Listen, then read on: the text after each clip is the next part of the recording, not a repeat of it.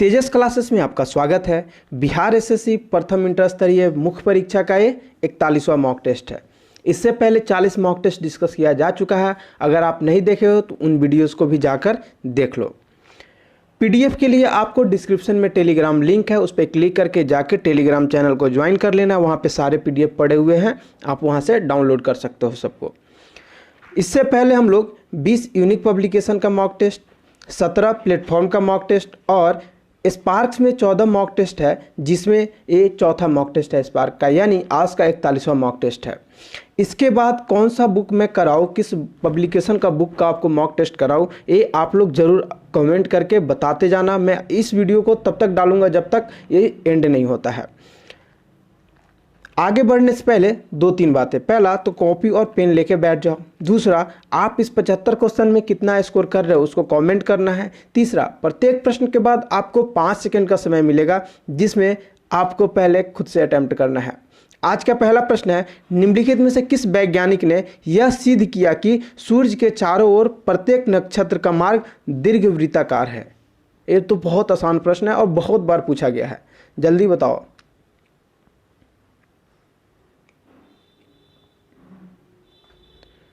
इसका आंसर होगा option A. देखो, केपलर के प्रथम नियम यानी उसको कक्षों के नियम के अनुसार सूर्य के केंद्र बिंदु में रहने वाला प्रत्येक ग्रह दीर्घवृत्तीय कक्षा में सूर्य की परिक्रमा करता है। गुरुत्वाकर्षण बल के विपरीत प्रभाव के परिणाम स्वरूप कक्ष का आकार दीर्घवृत्ताकार होता है। सूर्य के चारों ओर परिक्रमा करने वाले कक्षों के लिए केपलर के नियम की व्युत्पत्ति की गई थी, लेकिन यह नियम उपग्रह कक्षों पर ही लागू होता है। चलो अगला प्रश्न है, विश्व के कितने प्रतिशत धरातल में पानी है?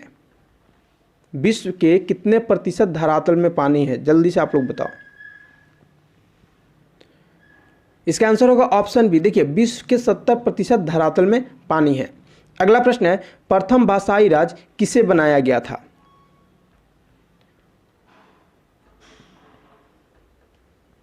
इसका आंसर होगा ऑप्शन सी। देखिए, प्रथम जो भाषाई राज्य बनाया गया था वो गया था आंध्र प्रदेश को।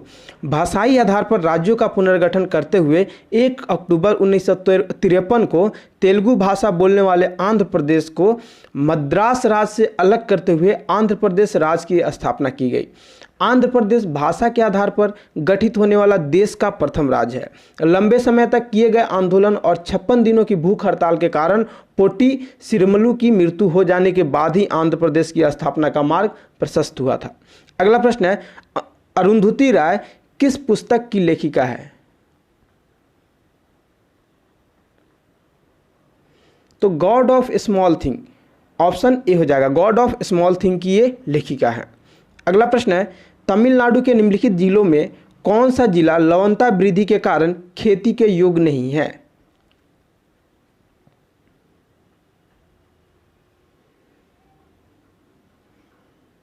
इसका आंसर होगा ऑप्शन सी, नागापट्टिनम। नागापट्टिनम ऐसा जिला है जिसमें लवणता ज़्यादा होने के कारण यहाँ पे खेती करना संभव नहीं है। अगला प्रश्न है, क्योटो प्रोटोकॉल क्या है? क्योटो प्रोटोकॉल क्या है?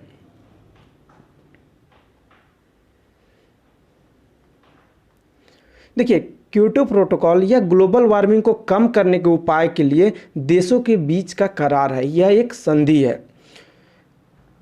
क्योटो प्रोटोकॉल एक अंतर्राष्ट्रीय संधि है जो 1992 ईस्वी में जलवायु परिवर्तन पर आयोजित संयुक्त राष्ट्र की रूपरेखा सम्मेलन की याद दिलाता है। यह सम्मेलन मुख्य रूप से ग्लोबल वार्मिंग के खतरे और मानव द्वारा उत्सर्जित CO2 की समस्या पर आधारित था। इसका उद्देश्य वायुमंडल में विद्यमान ग्रीन हाउस गैस की सांद्रता कम करते हुए ग्लोबल वार्मिंग के प्रभाव को कम करना था। दिसंबर 1997 में जापान के क्योटो शहर में इस संधि पर हस्ताक्षर किए गए थे और 16 फरवरी 2005 को यह तत्काल प्रभाव में लागू कर दिया गया था। अगला प्रश्न है, रोमांसिंग विद लाइफ पुस्तक के लेखक कौन है? रोमांसिंग विद लाइफ पुस्तक के लेखक कौन है? इसका आंसर होगा ऑप्शन बी, देव आनंद के द्वारा यह बुक लिखी गई थी। अगला प्रश्न है, कौन से गोलमेज सम्मेलन में महात्मा गांधी जी ने भाग लिया था?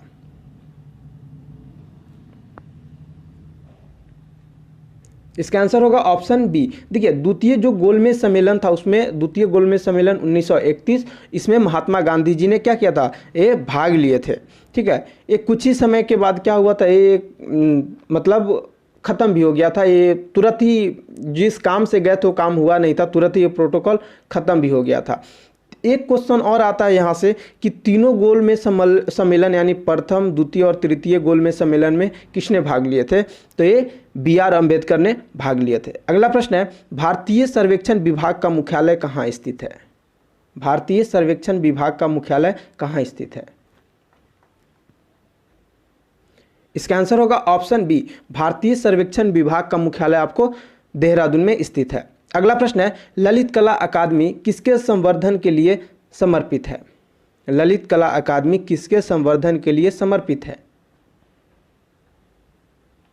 इसका आंसर होगा ए, ललित कला के लिए। अगला प्रश्न है, मांग वक्र कब अंतरित नहीं होता है? अंतरित का मतलब नहीं बदलता है।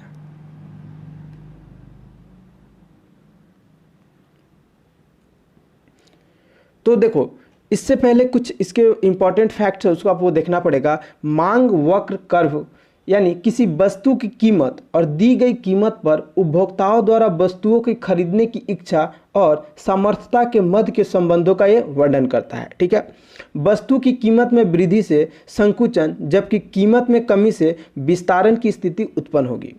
मांग में कमी या वृद्धि केवल तभी उत्पन्न होती है जब वस्तु की कीमत के अलावा मांग के अन्य निर्धारकों में परिवर्तन होता है। इस प्रकार जब वस्तु की कीमत में परिवर्तन होता है तो मांग वक्र में कोई परिवर्तन नहीं होती है। तो क्या हो जाएगा, आंसर आपका डी हो जाएगा, जब केवल वस्तु की कीमत बदलती है। अगला प्रश्न है, कथकली नृत्य का प्रचलन किस राज्य में है? तो कथकली ये केरल की नृत्य है। अगला प्रश्न है, इलाहाबाद स्तंभ शिलालेख किसने बनवाया था? इलाहाबाद स्तंभ शिलालेख किसने बनवाया था? तो इसको हरिसेन ने बनवाया था। इलाहाबाद स्तंभ शिलालेख, इसको इलाहाबाद प्रशस्ति भी बोलते हैं। गुप्त साम्राज्य के सबसे महत्वपूर्ण शिलालेख साक्ष्यों में से यह एक है। समुद्रगुप्त के मंत्री और दरबारी कवि हरिसेन द्वारा इसकी रचना की गई थी। यह अभिलेख समुद्रगुप्त के शासनकाल और युद्ध में उनकी विजयों का सुस्पष्ट वर्णन करता है। अगला प्रश्न है, यदि राष्ट्रपति त्यागपत्र देना चाहे तो वह अपने त्यागपत्र किसको संबोधित करेंगे? राष्ट्रपति को अगर मन हो कि अब हम नहीं रहेंगे राष्ट्रपति तो अपना त्यागपत्र किसको देंगे? तो वह उपराष्ट्रपति को दे देंगे। भारत के उपराष्ट्रपति को अपना त्यागपत्र सौंपेंगे। अगला प्रश्न है, मेधावी राजस्व अधिकारी टोडरमल किसके अधीन सेवा की थी? यह शेरशाह के अंतर्गत सेवा की थी। देखो टोडरमल खत्री राजपूत थे जो बाल्यकाल में शेरशाह के दरबार में थे। अकबर के नौरत्नों में से एक टोडरमल को अकबर ने 1575 ईस्वी में मुशरिफ ए दीवान एवं 1582 ईस्वी में दीवान ए कुल बनाया था। अगला प्रश्न है, मिश्रित अर्थव्यवस्था का अभिप्राय है? मिश्रित अर्थव्यवस्था का क्या अभिप्राय है? तो देखो मिश्रित अर्थव्यवस्था का मतलब होता है सरकारी एवं निजी क्षेत्रों का सह-अस्तित्व, यानी वहाँ पे सरकारी कंपनी भी होगी और निजी कंपनी भी होगी। जैसे मैं एग्जांपल देता हूँ आपको, मैं टेलीकॉम सेक्टर का बात कर दूँ तो सरकारी को कंपनी कौन है? BSNL और MTNL हो गई। जबकि यहाँ पे प्राइवेट अगर बात करो तो जियो हो गया, आपका वोडा हो गया, एयरटेल हो गया, ये सब कंपनी हो गया। ठीक है, अगर मैं बस की बात करूं तो यहीं पे बिहार सरकार की भी कुछ बसें हैं और वहीं पे आप जान ही रहे हो कि और भी बसें हैं प्राइवेट। अगला प्रश्न है, किसने स्वायत्त निवेश को प्रेरित निवेश से पृथक किया था? स्वायत्त निवेश को प्रेरित निवेश से अलग किया था।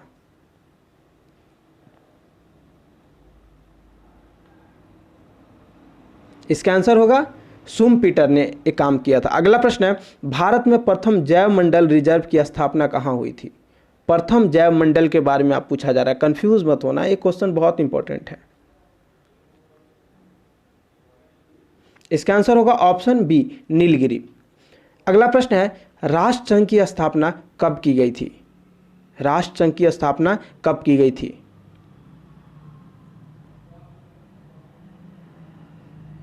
इसका आंसर होगा ऑप्शन बी, यह 1920 में किया गया था। अगला प्रश्न है, ब्लैक होल त्रासदी कहाँ घटी थी? इसका आंसर होगा ऑप्शन बी, कलकत्ता में। देखो ये देख लो, ऑप्शन बी ऊपर नीचे हो गया है। देखो क्या हुआ था, ब्लैक होल त्रासदी कलकत्ता में घटित हुई थी।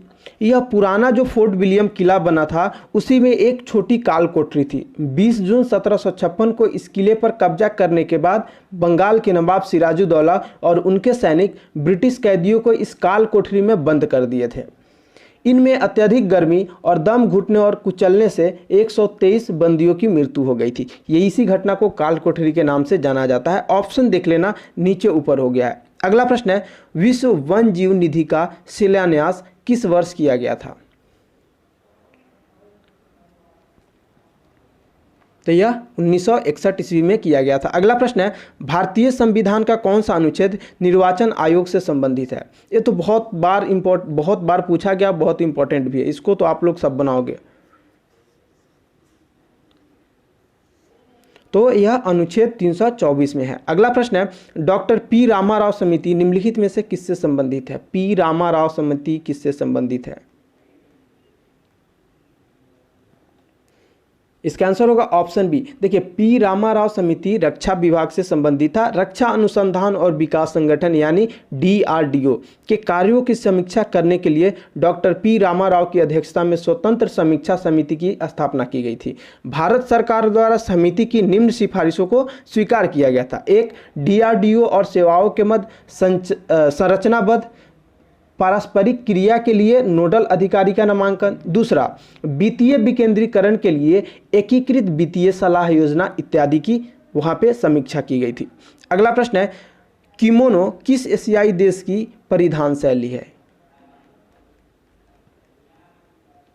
तो किमोनो जापान की परिधान शैली है। अगला प्रश्न है, एलोरा में प्रसिद्ध शिव मंदिर का निर्माण किसने करवाया था?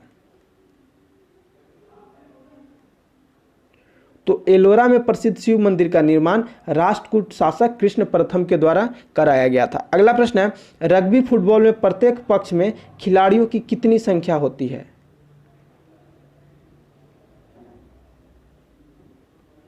इसका आंसर होगा ऑप्शन ए, कितना? तो ये 15 होता है। अगला प्रश्न है, निम्नलिखित में से कौन सी नदी हिमालय के पास से निकलती है?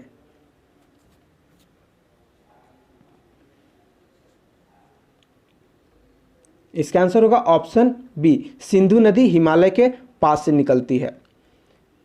अगला प्रश्न है, पृथ्वी दिवस कब मनाया जाता है? पृथ्वी दिवस कब मनाया जाता है? इसका आंसर होगा ऑप्शन बी, 22 अप्रैल को पृथ्वी दिवस मनाया जाता है। अगला प्रश्न है, रेंड किस देश की मुद्रा है?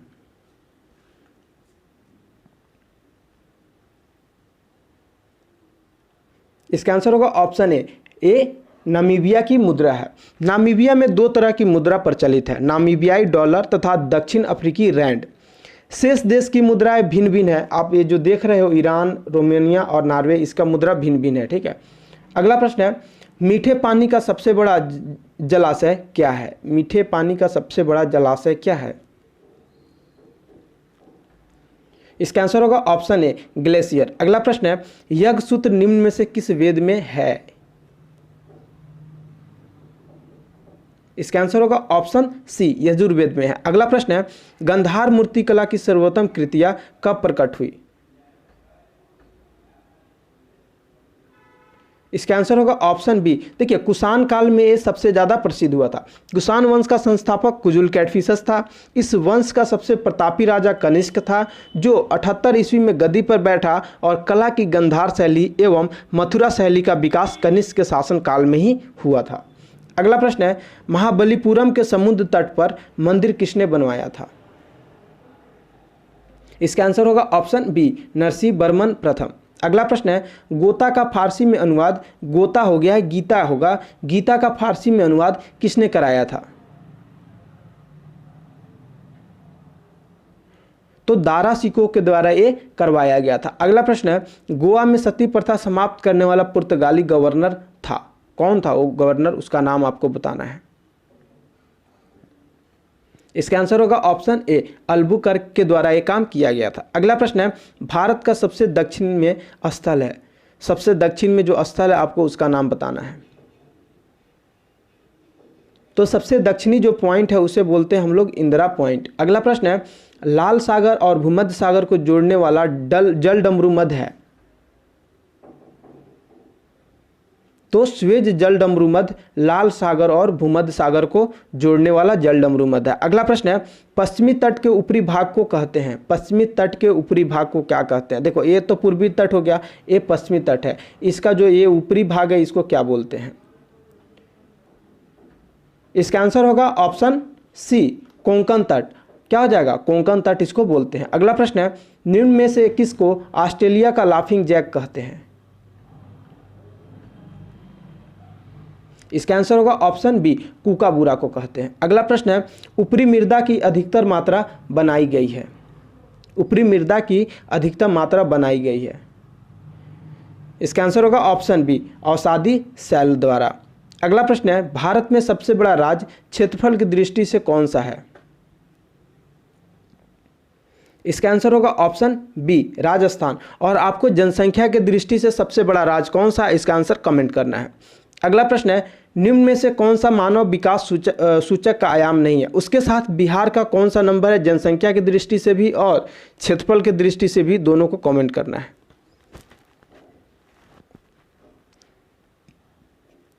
इसका आंसर होगा सामाजिक स्थिति, आंसर ऑप्शन सी हो जाएगा। अगला प्रश्न है, निम्न में से किसको केंद्रीय सरकार के वर्तमान राजस्व में शामिल नहीं किया जाता? इसका आंसर होगा ऑप्शन सी। देखिए, ऋण को जो केंद्रीय सरकार का वर्तमान राजस्व है उसमें शामिल नहीं किया जाता। अगला प्रश्न है, पूरक वस्तुओं की मांग को कहा जाता है, पूरक वस्तुओं की मांग को कहा जाता है, क्या कहा जाता है? इसका आंसर हो जाएगा ऑप्शन ए, संयुक्त मांग। पूरक वस्तुओं की मांग को संयुक्त मांग कहा जाता है। अगला प्रश्न है, यह आह्वान किसने किया कि प्रकृति को वापस जाओ? यह आह्वान किसने किया है प्रकृति को वापस जाओ?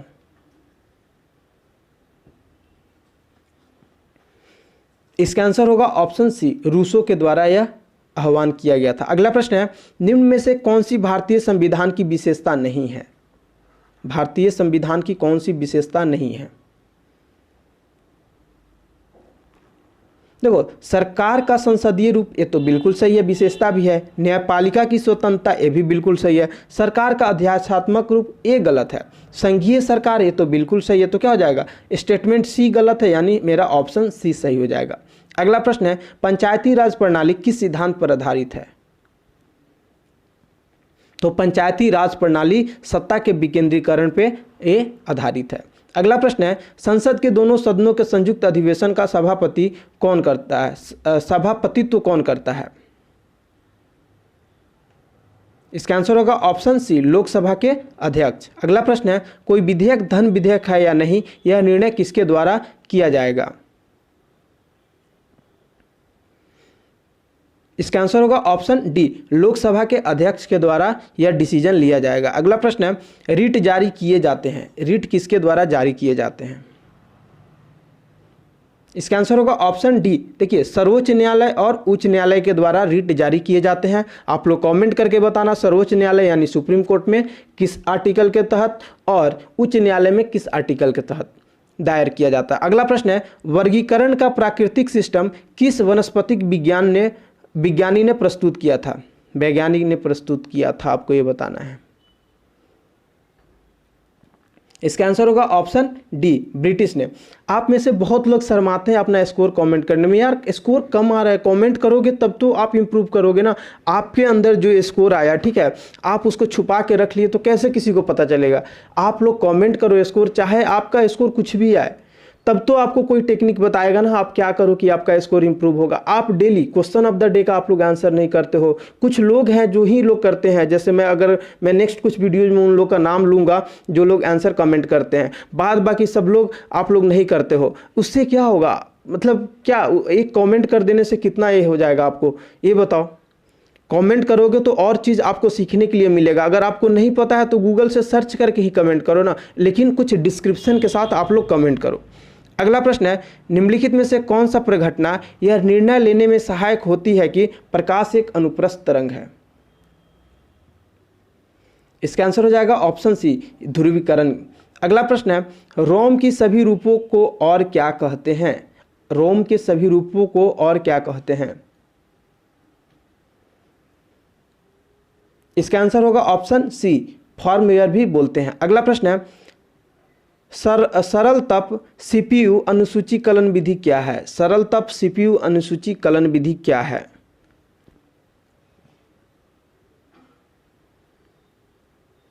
इसका आंसर होगा FCFS अनुसूचीकरण विधि।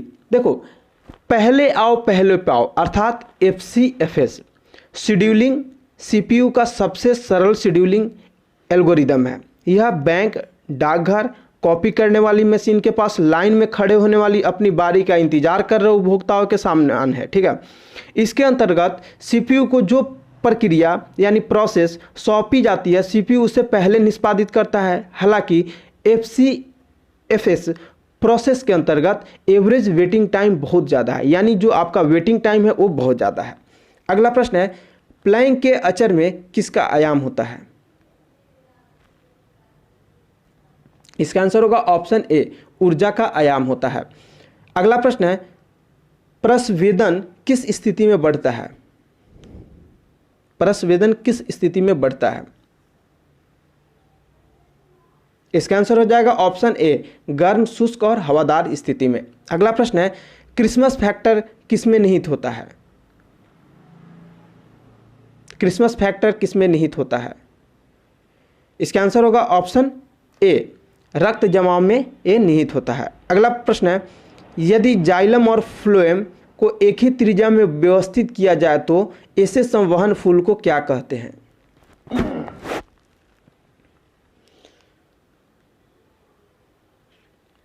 इसका आंसर हो जाएगा ऑप्शन ए। अगला प्रश्न है, एमिनो एसिड को आवश्यकता किसके संश्लेषण के लिए होता है? एमिनो एसिड की आवश्यकता किसके संश्लेषण के लिए होती है, आपको ये बताना है।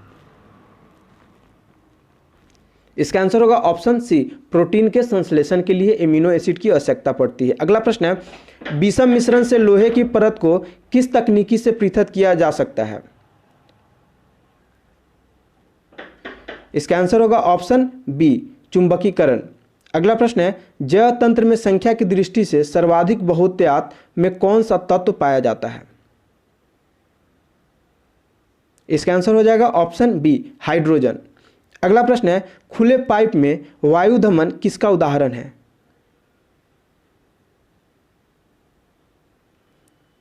इसका आंसर होगा ऑप्शन सी, समदाबी प्रक्रिया का। अगला प्रश्न है, इस्पात के गोले में पदार्थ की मात्रा उसका क्या होती है? इस्पात के गोले में पदार्थ की मात्रा क्या होती है? इसका आंसर हो जाएगा ऑप्शन बी, द्रव्यमान। अगला प्रश्न है, धातुओं का राजा क्या है? धातुओं का राजा क्या है?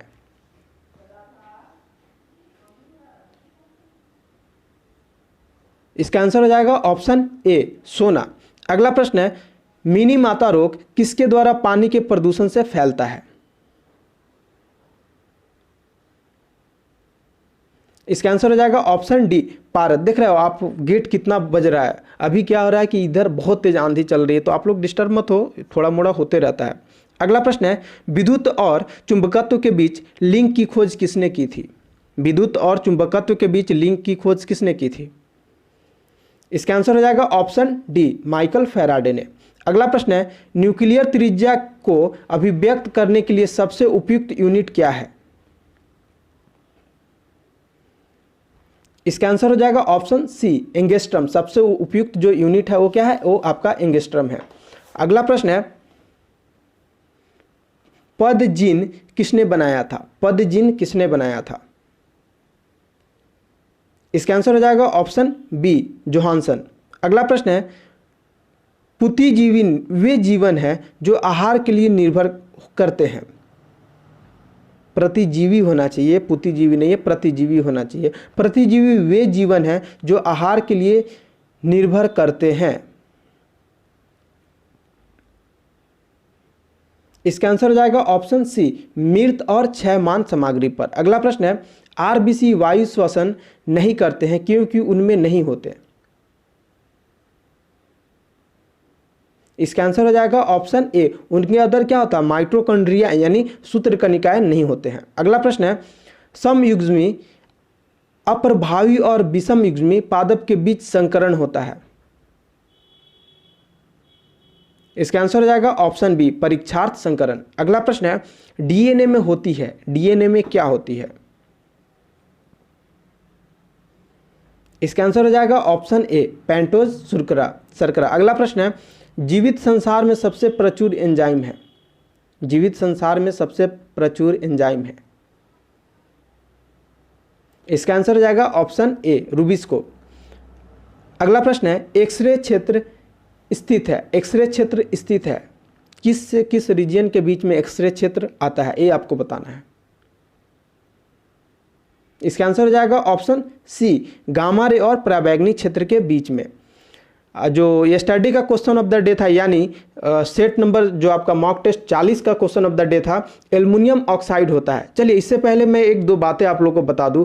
तो सबसे पहले आप लोग ग्रुप डिस्कशन जो है डाउट डिस्कशन उसको ज्वाइन कर लो, वहाँ पे सिर्फ मैं सॉल्यूशन भेजूंगा। ये आप लोग इस चीज़ को थोड़ा सा देखो, क्योंकि मैं आप लोग के लिए 3 से 4 वीडियो पर डे दे रहा हूँ। साथ में मेरा बीपीएससी मेंस का एग्जाम है, तो मुझे थोड़ा सा टाइम चाहिए। मैं आप लोग को टाइम दे रहा हूं और इसके अलावा मुझे मेंस के लिए और कोई भी टाइम नहीं है। तो आप लोग सब जाके डाउट डिस्कशन ज्वाइन करो और जो भी कोई क्वेश्चन पूछता है उसमें आप सब लोग कलेक्टिव उसमें आंसर पोस्ट करो, ठीक है। जिनको क्वेश्चन आता है वो लोग उसमें आंसर जाके पक्का पोस्ट करो आप सब, ठीक है। तो आप लोग मेरे ऊपर डिपेंड रहते हो कि मैं पोस्ट करूंगा। यार मैं पोस्ट करूंगा, मुझे टाइम भी तो होना चाहिए ना। मैं अपना मेंस भी मुझे देखना है, साथ में आप लोग को भी देखना है कि हाँ आप लोग का एग्जाम खराब नहीं है, ठीक है। 1-2 डाउट क्वेश्चन आप लोग खुद सोल्व कर सकते हो, सब लोग जाके उसको ज्वाइन करो। एल्युमिनियम ऑक्साइड होता है, एल्युमिनियम ऑक्साइड क्या होता है। इसका आंसर हो जाएगा ऑप्शन बी, देखिए ए उभयधर्मी होता है।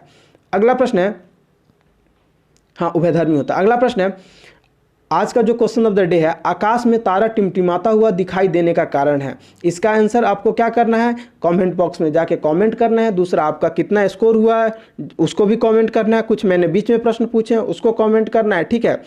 अच्छा लग रहा है तो आप इस वीडियो को अपने दोस्तों तक पहुंचा दो, जिससे थोड़ा सा अपना परिवार थोड़ा बड़ा हो। जिससे क्या होगा, कुछ नया नया क्वेश्चन आएंगे तो आप लोग को भी सीखने के लिए मिलेगा। और टेलीग्राम ज्वाइन कर लो। आज के लिए इतना ही, मिलते हैं अगले वीडियो।